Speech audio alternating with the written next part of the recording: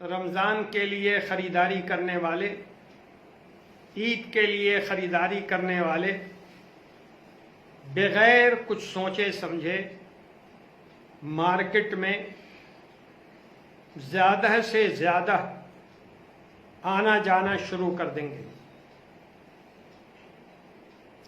اور یاد رکھیے، یہ کیفیت، یہ بات پھر دوبارہ کورونا کو بڑھانے کی طرف ایک قدم ہوگا، اور پھر میڈیا آپ کو بدنام کرے گا کہ مسلمانوں کی وجہ سے یہ مرض پھیل رہا ہے اور بڑھ رہا ہے۔ اس معاملے کو پورے ملک میں میڈیا نے جس طرح غلط طریقے پر بے ایمانی کے ساتھ مسلمانوں سے جوڑ دیا ہے، وہ شرمناک بھی ہے اور پوری ملت کی توجہ کے لیے ضروری بھی ہے۔ ہمیں ایسا کوئی کام نہیں کرنا چاہیے جس کی وجہ سے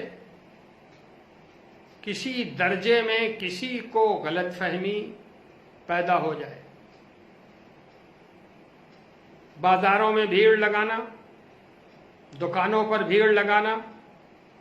بالکل غلط ہے، اور میں بالکل نہیں سمجھ رہا ہوں کہ مرکزی حکومت نے اس قدر جلد کیوں دکانوں کو کھولنے کا فیصلہ کیا ہے۔ بے شک مرض پر تھوڑا سا قابو پایا گیا ہے، لیکن ابھی مرض کی جو نوعیت ملک کے اندر ہے اور جو عالمی ادارے نشاندہی کر رہے ہیں، ہمارے وطن عزیز میں کورونا کے پھیلنے بڑھنے کی امید بہت زیادہ ہے۔ اس لیے ہم سب کی ذمہ داری ہے کہ ہم اپنے اپنے گھروں میں رہیں، رمضان کی عبادتوں میں مشغول رہیں، بازاروں میں گھومنے سے پرہیز کریں، دکانوں میں جانے سے پرہیز کریں،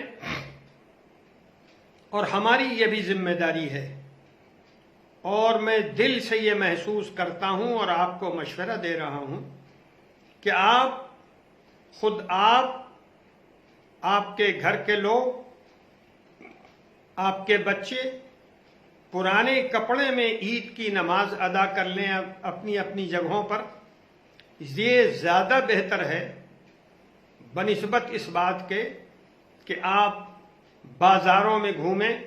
اور خریداری کریں۔ مصلحت اسی میں ہے، عقل کا تقاضا یہی ہے کہ آپ اپنے آپ کو گھروں میں محدود رکھیں اور اللہ کے سامنے سر جھکائیں، اللہ سے مانگیں، اپنے گناہوں کی معافی مانگیں، اپنے غلطیوں پہ توبہ کریں، اور اللہ سے دعا کریں کہ اے اللہ،